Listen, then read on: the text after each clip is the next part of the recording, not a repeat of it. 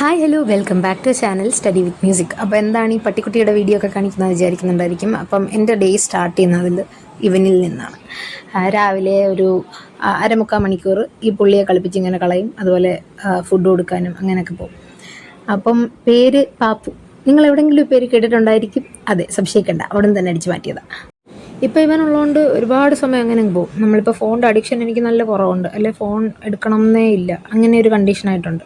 അപ്പം ഇവൻ്റെ കൂടെ കളിച്ചാണ് കുറേ സമയം ഇങ്ങനെ കളയുന്നത്. അത് കഴിഞ്ഞിട്ട് രാവിലെ ഞാൻ ഫേസൊക്കെ കഴുകിയിട്ട് വന്ന് അമൈൻസ് പഠിക്കാനിരുന്നു. ഇത് ഞാൻ കഴിഞ്ഞ ദിവസം പഠിച്ചിട്ട് നോട്ടൊക്കെ എഴുതിയതാണ്. പക്ഷേ ഇപ്പോൾ പുതിയതായിട്ട് പഠിക്കുന്ന ഒരു ഫീൽ തോന്നുന്നു. അതുകൊണ്ട് ഞാൻ വിചാരിച്ചു ആദ്യം തൊട്ട് ഒന്നുകൂടെ നോക്കാമെന്ന്. ഞാൻ കഴിഞ്ഞ ദിവസം ഒരു ഷോർട്സ് ഇട്ടിട്ടുണ്ടായിരുന്നു. എൻ്റെ ഫിസിക്സിൻ്റെ കെമിസ്ട്രിയുടെ ഒക്കെ പ്രാക്ടിക്കലിൻ്റെ ഷോർട്സ് ഇട്ടിട്ടുണ്ടായിരുന്നു. അതിന് പുറമെ ഇപ്പം എനിക്ക് വന്ന കമൻസാണ് ഞാൻ ഈ പ്രാക്ടിക്കലിൻ്റെ ഇടയ്ക്ക് എങ്ങനെയാണ് തിയറി പഠിക്കുന്നതെന്ന്. എനിക്കിപ്പോൾ പ്രാക്ടിക്കലിന് ഒരു 4 ദിവസത്തെ ഗ്യാപ്പ് ഉണ്ട്. അപ്പോൾ ഞാൻ ഇരുന്ന് തിയറി പഠിക്കുക. അപ്പോൾ അതുകൊണ്ട് ആരൊക്കെയോ ചോദിച്ചേക്കുന്നുണ്ടോ അതെങ്ങനെയാണ് പഠിക്കുന്നതെന്ന്. അപ്പോൾ അതുകൊണ്ടാണ് ഇങ്ങനെ ഒരു വീഡിയോ ഇടുന്നത്. പ്രാക്ടിക്കൽ ഇല്ലാത്ത ദിവസങ്ങളിൽ, അല്ലെങ്കിൽ പ്രാക്ടിക്കൽ പിറ്റേന്നല്ലാത്ത ദിവസങ്ങളിൽ നമ്മൾ എപ്പോഴും തലേന്നായിരിക്കുമല്ലോ പഠിക്കുന്നത്. പ്രാക്ടിക്കൽ പോലത്തെ അല്ലെ ഏത് പരീക്ഷയ്ക്കായാലും തലേന്നായിരിക്കും കൂടുതൽ പേരും പഠിക്കുന്നത്. അപ്പം ഞാൻ എന്തായാലും പ്രാക്ടിക്കലിൻ്റെ മോഡൽ എക്സാമിന് വേണ്ടിയിട്ട് നല്ലോണം പ്രിപ്പയർ ചെയ്തുകൊണ്ട് തന്നെ എനിക്ക് അത്യാവശ്യം അതെല്ലാം ഓർമ്മയുണ്ട്. അതുകൊണ്ട് ഞാൻ ഈ ഫൈനൽ എക്സാം പ്രാക്ടിക്കലിന് വേണ്ടിയിട്ട് ഞാൻ ജസ്റ്റ് തലേന്നൊന്ന് പഠിക്കുന്നേ ഉള്ളൂ. അതുകൊണ്ട് എനിക്ക് ഈ ബാക്കിയുള്ള ദിവസങ്ങളെല്ലാം അവധിയായി, ചുമ്മാതിരിക്കുമല്ലേ.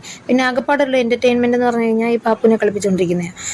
അപ്പോൾ എനിക്ക് ഇഷ്ടംപോലെ സമയമുള്ളതുകൊണ്ട് തന്നെ ഞാൻ വിചാരിച്ചു തിയറി എല്ലാം ക്ലിയർ ചെയ്യാമെന്ന്. അതെങ്ങനെയാണെന്നാണ് ഞാൻ ഇന്ന് പറയാൻ പോകുന്നത്.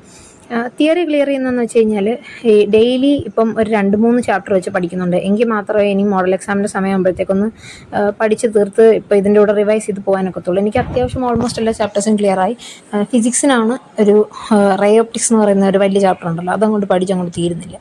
അത് പിന്നെ കെമിസ്ട്രിക്ക് ഇപ്പം ഇനി ആൽഡിഹൈഡ്സ് ആണ് ആൽഡിഹൈഡ്സും ബയോമോളിക്യൂൾസും ആണ് കിടക്കുന്നത്. ബയോളജി എനിക്ക് ഇത് കുറച്ച് പാടാം. ബോട്ടണി കുറച്ച്, ബയോടെക്നോളജിയുടെ ആ ഒരു ചാപ്റ്റർ ഇതേവരെ എനിക്ക് ക്ലിയർ ആയിട്ടില്ല. അപ്പോൾ അതിനി നോക്കാനുണ്ട്. പിന്നെ അതുപോലെ മാത്സിനാണെങ്കിലും ആ ലാസ്റ്റുള്ളൊരു പ്രോബബിലിറ്റി ഇല്ല, അതിൻ്റെ കുറച്ച് തീർക്കാനുണ്ട്. പിന്നെ 3D ജിയോമെട്രി കുറച്ച് നോക്കാനുണ്ട്. അല്ലാതെ പുതിയതായിട്ട് പഠിക്കാനായിട്ട് വേറെ ഒന്നുമില്ല.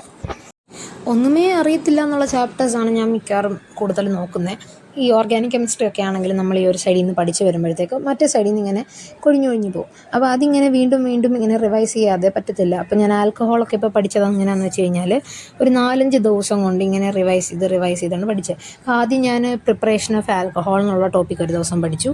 എന്നിട്ട് അന്നത്തെ ദിവസം അത് ബാക്കി ഫുള്ള് പഠിക്കാതെ വേറെ എന്തെങ്കിലുമൊക്കെ ചാപ്റ്റേഴ്സൊക്കെ പഠിച്ചുകൊണ്ടിരുന്നു, കെമിസ്ട്രി അല്ല ബാക്കിയുള്ളതിൻ്റെ.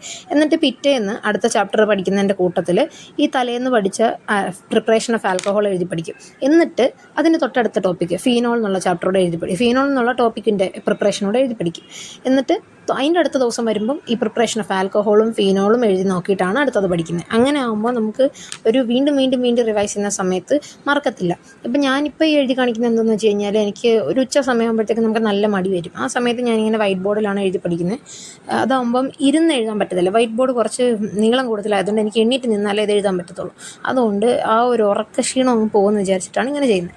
പിന്നെ ഉച്ചയ്ക്ക് 1:30 മണിയൊക്കെ ആയപ്പോഴത്തേക്ക് ഞാൻ ഈ നമ്മുടെ ഓർഗാനിസം ആൻഡ് പോപ്പുലേഷൻ എന്നുള്ള ചാപ്റ്റർ നോക്കിയിട്ട് അതിൻ്റെ കുറച്ച് ക്വസ്റ്റ്യൻസ് ചെയ്ത് നോക്കി. നമ്മൾ ക്വസ്റ്റ്യൻ ബാങ്കിൽ അന്ന് ഞാനൊരു ക്വസ്റ്റ്യൻ ബാങ്കൊക്കെ കാണിച്ചിട്ടുണ്ടായിരുന്നല്ലോ, നമുക്ക് സ്കൂളിൽ നിന്ന് കിട്ടിയാന്ന് പറഞ്ഞിട്ട്. അപ്പോൾ ആ ക്വസ്റ്റ്യൻ ബാങ്കിലെ ക്വസ്റ്റ്യൻസ് ഒക്കെ ചെയ്ത് നോക്കി. ആ ചാപ്റ്റർ വളരെ എളുപ്പമുള്ളൊരു ചാപ്റ്ററാണ്. ഇതിനകത്തെ ക്വസ്റ്റ്യൻ ബാങ്കിൽ ഈ ക്വസ്റ്റ്യൻസ് ഒക്കെ ഞാൻ ചെയ്യാൻ തുടങ്ങുന്നതേ ഉള്ളൂ. അപ്പം ഇപ്പോൾ ഈ ഓരോ ചാപ്റ്റർ പഠിക്കുന്നതിൻ്റെ കൂട്ടത്തിൽ തന്നെ ചെയ്തു പോവുക. എന്താണെന്ന് വെച്ച് കഴിഞ്ഞാൽ ഇനി സമയമില്ലല്ലോ, അതുകൊണ്ട്. അപ്പോൾ ഓർഗാനിസം ആൻഡ് പോപ്പുലേഷൻ എന്നുള്ള ചാപ്റ്ററിലെ ക്വസ്റ്റ്യൻസ് ഒക്കെ ചെയ്ത സമയത്ത് കോമൺ ആയിട്ട് വരുന്ന കുറച്ച് ക്വസ്റ്റ്യൻസ് ഉണ്ട്. അത് നമ്മളങ്ങ് വീണ്ടും ചെയ്യുന്ന സമയത്ത് കാണാതെ അങ്ങ് പഠിച്ചു പോകും. ചെയ്ത ക്വസ്റ്റ്യൻസ് എല്ലാം ഇങ്ങനെ ടിക്കിട്ട് പോകുന്നുണ്ട്. ഈ ഫ്ലോ ചാർട്ടും അതുപോലെ മറ്റേ കമൻസാലിസം, അമെൻസാലിസം, മ്യൂച്വലിസം, പ്രൊഡേഷൻ, അതിൻ്റെ എല്ലാം സൈനുകളും ഒക്കെ മെയിനായിട്ടും ബോക്സിൽ തന്നിട്ട് ഇങ്ങനെ ചോദിക്കുന്നത് കണ്ടിട്ടുണ്ട്. അപ്പോൾ അത് എന്തായാലും കാണാതെ അങ്ങ് പഠിച്ചു, വീണ്ടും ചെയ്ത്. പിന്നെ അതുപോലെ ഇപ്പം ഞാനൊരു പൊമഡോറോ ആപ്പ് ഉപയോഗിക്കുന്നുണ്ട്. നേരത്തെ ഞാൻ ഒരെണ്ണം കാണിച്ചിട്ടുണ്ടായിരുന്നു. അതിനെക്കാട്ടി കുറച്ചുകൂടെ എഫക്റ്റീവായിട്ടുള്ള ഒരു ആപ്പ് കിട്ടി. ടു ഡു എന്ന് പറഞ്ഞിട്ടാണ് ആപ്പിൻ്റെ പേര്. അത് നിങ്ങൾ പോയി ജസ്റ്റ് ക്രോമല്ല പ്ലേ സ്റ്റോറിലൊന്ന് സെർച്ച് ചെയ്ത് നോക്കിക്കഴിഞ്ഞാൽ ഒരു ആപ്പ് കിട്ടും. അതിൽ നമുക്കിപ്പം ടാസ്ക് സെറ്റ് ചെയ്തിട്ട് ടൈമറൊക്കെ സെറ്റ് ചെയ്തിട്ട് പഠിക്കുക. അപ്പോൾ നമുക്ക് കുറച്ചുകൂടി ഇൻട്രസ്റ്റ് കിട്ടും, അത് ഇന്ന ടൈമിനുള്ളിൽ തീർക്കണം എന്നുള്ളത്. അങ്ങനെയാണ് ഞാൻ ഓർഗാനിക് കെമിസ്ട്രി എത്രയൊക്കെ എഴുതി പഠിച്ച് തീർത്തത്. ഇല്ലെങ്കിൽ നമുക്ക് ഈ ഇടയ്ക്ക് എണ്ണീറ്റ് പോകാനുള്ളൊരു ടെൻഡൻസിയൊക്കെ വരും, ഫോൺ ഇടയ്ക്ക് നോക്കാനുള്ള ടെൻഡൻസിയൊക്കെ വരും. അതുകൊണ്ട് എനിക്ക് തോന്നുന്നു അത് കുറച്ചുകൂടെ എഫക്റ്റീവായിരിക്കും. എനിക്കിപ്പോൾ സത്യത്തിലാകപ്പാടെ സമയം തീരെ കുറവായതുകൊണ്ട് ഞാൻ ഈ ആപ്പ് ഉപയോഗിച്ചിട്ടാണ് കൂടുതലും പഠിക്കുന്നത്. അതിനകത്ത് നമ്മൾ ഇപ്പം ടൈമർ ഓണാക്കി വെച്ചിട്ട് ഡിസ്റ്റർബൻസ് ഒന്നും ഇല്ലല്ലോ അതാകുമ്പോൾ ഫോണിൽ. അതുകൊണ്ട് കറക്റ്റായിട്ട് ആ ഒരു ഇത് പഠിച്ച് പോകുന്നുണ്ട്. പിന്നെ ഇനിയും പഴയ റിവൈസ് ചെയ്ത ചാപ്റ്റേഴ്സൊക്കെ ഉണ്ടല്ലോ, അതിൻ്റെ ക്വസ്റ്റ്യൻസൊക്കെ ഈ ക്വസ്റ്റ്യൻ ബാങ്കുകൾ നോക്കി ചെയ്ത് നോക്കണം. ഇതുവരെ ക്വസ്റ്റ്യൻ ബാങ്കും എക്സാമിനറിൻ്റെ ഗൈഡുണ്ട്, അതൊന്നും ആക്കിയിട്ടില്ല. അപ്പോൾ അതൊക്കെ ഇനിയും ചെയ്ത് നോക്കണം. അതൊക്കെ ടാസ്ക്കായിട്ട് ഇങ്ങനെ കിടക്കുക. അപ്പോൾ ഓരോ ദിവസം ഇനി 1-2 ചാപ്റ്ററൊന്നും പോരാ, 2-3 ചാപ്റ്ററെങ്കിലും വെച്ച് ഇനിയും ചെയ്തു പോയാലേ തീരത്തുള്ളൂ. പിന്നെ തൊട്ടടുത്ത് ഞാൻ എടുത്തത് എക്കോ സിസ്റ്റം എന്നുള്ള ചാപ്റ്ററാണ്. എനിക്കിപ്പോൾ എല്ലാ സബ്ജക്റ്റിലെയും ലാസ്റ്റിലോട്ടുള്ള ചാപ്റ്റേഴ്സാണ്, ആ ഒരു സെക്കൻഡ് ടേം കഴിഞ്ഞിട്ടുള്ള ചാപ്റ്റേഴ്സാണ് കുറച്ച് പെൻഡിങ് നടന്നിരുന്നത്. അതിപ്പം നമ്മുടെ ഈ ക്രിസ്മസ് എക്സാം ഒക്കെ ആയപ്പം അത് കഴിഞ്ഞിട്ടുള്ള ചാപ്റ്റേഴ്സ് ഉണ്ടല്ലോ, ആ ചാപ്റ്റേഴ്സാണ് പെൻഡിങ് നടക്കുന്നത്. അപ്പോൾ അതൊക്കെയാണ് ഞാനിപ്പോൾ ഈ ക്ലിയർ ചെയ്ത് പോയിക്കൊണ്ടിരിക്കുന്നത്. അതിന് മുമ്പത്തെ ചാപ്റ്റേഴ്സൊക്കെ ഓൾമോസ്റ്റ് ആ ക്രിസ്മസ് എക്സാമിന് വേണ്ടിയിട്ട് പഠിച്ചതുകൊണ്ട് തന്നെ അറിയാം. എന്നാലും ക്രിസ്മസ് എക്സാമിൻ്റെ സമയമായപ്പം എനിക്ക് മാത്സ് ഒന്നും ശരിക്കും നോക്കാൻ പറ്റിയില്ലായിരുന്നു. മറ്റേ ഗൈഡ്സിൻ്റെ ക്യാമ്പും ടൂറും എല്ലാം കൂടെ വന്നു കഴിഞ്ഞപ്പം നോക്കാൻ പറ്റിയില്ല. അപ്പോൾ അതാണ് ഇങ്ങനെ കിടക്കുന്നത്. ഇൻ്റഗ്രൽസ് ആണെങ്കിലും അതിൻ്റെയൊക്കെ NCERT ക്വസ്റ്റ്യൻസ് അങ്ങോട്ട് ചെയ്ത് തീരുന്നില്ല. ഇൻ്റഗ്രൽസ് ഒരു 10-12 എക്സസൈസ് ഉണ്ട്. അതിൽ തന്നെ ഒരു എക്സസൈസിൽ 20-30 ക്വസ്റ്റ്യൻസ് ഉണ്ട്. അതൊക്കെ എല്ലാം ഈസി ലെവലും അല്ല. പിന്നെ ഇതൊക്കെ ഇനി ചെയ്ത് തീർക്കുന്നത് എന്നാണെന്നറിയാൻ വയ്യ. എനിക്ക് തോന്നുന്നു ഇനി ഇമ്പോർട്ടൻ്റ് ആയിട്ടുള്ള ക്വസ്റ്റ്യൻസ് അതിനകത്തൊന്ന് സെർച്ച് ചെയ്തെടുത്തിട്ട് ചെയ്യുന്നതായിരിക്കും നല്ലത്. ഒരേ കണക്കുള്ള ക്വസ്റ്റ്യൻസ്, ഇപ്പം ഒരേ പാറ്റേൺ പോലിരിക്കുന്ന ക്വസ്റ്റ്യൻസിൽ ഏതെങ്കിലും ഏറ്റവും ഇമ്പോർട്ടൻ്റ് നോക്കി ഒരെണ്ണം ചെയ്യുക എന്നൊക്കെയുള്ളതേ പറ്റത്തുള്ളൂ. എന്നാലേ സമയം നമുക്ക് മാനേജ് ചെയ്യാൻ പറ്റത്തുള്ളല്ലോ, ഈ പ്രാക്ടിക്കലൂടെ ഉള്ളതുകൊണ്ട്. പിന്നെ ഇനിയും പ്രാക്ടിക്കൽ കഴിഞ്ഞിട്ട് ഞങ്ങൾക്ക് ഒരാഴ്ച സ്കൂളിൽ ക്ലാസ് ഉണ്ട്. അത് കഴിഞ്ഞ് പിന്നെ മോഡൽ എക്സാം കഴിഞ്ഞിട്ട് ആ ഒരു പേപ്പർ ചെക്ക് ചെയ്ത് തന്നിട്ട് അതിന് പോരായ്മകളൊക്കെ തിരുത്തിയിട്ടാണ് നമ്മൾ കഴിഞ്ഞ വർഷമാണെങ്കിലും സ്കൂൾ അടുത്ത ഫൈനൽ എക്സാം എഴുതാൻ പറ്റും. അപ്പോൾ സ്കൂളിൽ അങ്ങനെ ക്ലാസ് വരുന്ന സമയത്ത് നമുക്കിനി വീട്ടിൽ ഇരുന്ന് പഠിക്കാൻ വേറെ രാവിലെ തൊട്ട് വൈകിട്ട് ഒരു ഓപ്ഷനും ഇല്ല. അതുകൊണ്ട് ഇനിയും ഈ ഉള്ള സമയം യൂട്ടിലൈസ് ചെയ്യണം. അതുകൊണ്ടാണ് പറഞ്ഞത് ഈ തിയറി പ്രാക്ടിക്കലിൻ്റെ ഇടയ്ക്ക് കിട്ടുന്ന ടൈമൊക്കെ ഇങ്ങനെ യൂട്ടിലൈസ് ചെയ്യണമെന്ന്. ജസ്റ്റ് നമുക്കിനി എത്ര ദിവസമുണ്ട് ബാക്കി? ഒരു 10-26 ദിവസം കൂടെ ബാക്കിയുണ്ട്. അത്രയും ദിവസത്തിനുള്ളിൽ ഈ ഒരു 50 ചാപ്റ്റർ തീർക്കണമെങ്കിൽ 2 എണ്ണം വെച്ചെങ്കിലും മിനിമം പഠിക്കണം. പിന്നെ പകുതിയോളം കംപ്ലീറ്റ് ചെയ്തവരുണ്ടായിരിക്കാം, അവർക്കൊക്കെ റിവൈസ് ചെയ്യാനുള്ള സമയം ആവശ്യത്തിൽ കൂടുതലുണ്ട്. അപ്പം എനിക്കിപ്പോൾ ഇനിയും ഈ ഇതുപോലത്തെ പെൻഡിങ് ആയിട്ടുള്ള ഒരു 1-2 ചാപ്റ്റർ ഉണ്ട്, അതുകൂടെ കംപ്ലീറ്റ് ചെയ്തിട്ട് ബാക്കി റിവൈസ് ചെയ്യണം. പിന്നെ ഇത് രാത്രി ഒരു 11 മണിയായപ്പോൾ ഉള്ളതാണ്. നേരത്തെ പഠിച്ച വെച്ചൊരു ചാപ്റ്ററാണ് ആറ്റം എന്ന് പറയുന്നത്. അത് ജസ്റ്റ് ഒന്ന് നോക്കി എന്നിട്ട് ഞാനൊരു 12 മണിയായപ്പോഴത്തേക്ക് കിടന്നു. ആറ്റത്തിൻ്റെ ആ ഒരു ഡെറിവേഷൻ ഒരെണ്ണം ഉണ്ടായിരുന്നു, അത് നോക്കിയില്ല. ജസ്റ്റ് ആ ഒരു തിയറി മാത്രം ഒന്ന് നോക്കി, എന്നിട്ട് അതെല്ലാം ഒന്ന് കാണാതെ വായിച്ച് പഠിച്ചു. നേരത്തെ അത് പഠിച്ച് വെച്ചാൽ കാണാതൊക്കെ പറഞ്ഞൊക്കെ നോക്കി. എന്നിട്ട് ടെക്സ്റ്റ് ജസ്റ്റ് ഒന്ന് നോക്കി. ഇതിനകത്ത് കിടക്കുന്ന ഞങ്ങൾക്ക് ടീച്ചർ തന്നേക്കുന്ന നോട്ടൊക്കെ തന്നെ ടെക്സ്റ്റിലുള്ളത്.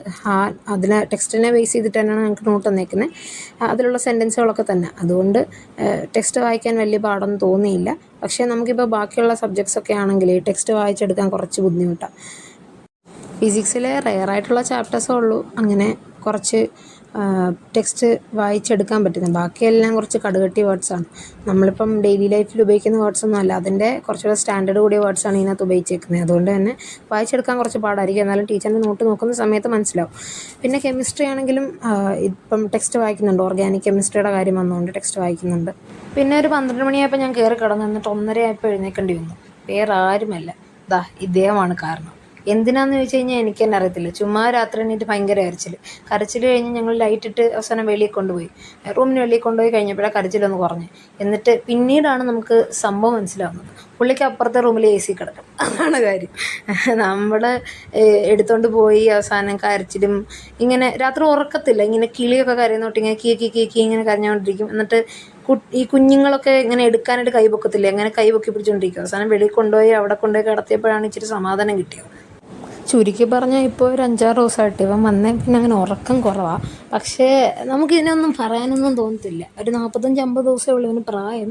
ഒന്നും പറയാൻ നമുക്ക് വഴക്ക് പറയാനൊന്നും തോന്നത്തില്ല. കാരണം ഇതിൻ്റെ മുഖം കാണുമ്പോഴത്തേക്ക് നമുക്ക് നല്ല രസം തോന്നും. അതുകൊണ്ട് പിന്നെ അങ്ങ് സഹിക്കും. അതുകൊണ്ടിപ്പോൾ ഉറക്കമൊന്നും ശരിയാവുന്നുമില്ല. മാത്രമല്ല, ഞാൻ എൻ്റെ വീഡിയോ നേരത്തെയൊക്കെ കാണുന്നവർക്ക് അറിയാം, ഞാൻ നല്ലതായിട്ട് രാത്രി ഇരുന്നായിരുന്നു പഠിക്കുന്നത് കൂടുതൽ. ഇപ്പോൾ വെളുപ്പിന് എണീക്കില്ല, ഇവൻ രാവിലെ ആകുമ്പോഴത്തേക്കങ്ങ് എണീക്കും. അതുകൊണ്ട് അപ്പം കൂടുതൽ വിശേഷങ്ങളുമായിട്ട് ഇനിയും കാണാം. Thank you and have A nice day.